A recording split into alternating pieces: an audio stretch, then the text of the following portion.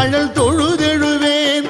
இடரினும் தளரினும் எனதுரு நோய் தொடரினும் உன் கழல் தொழுதெழுவேன்.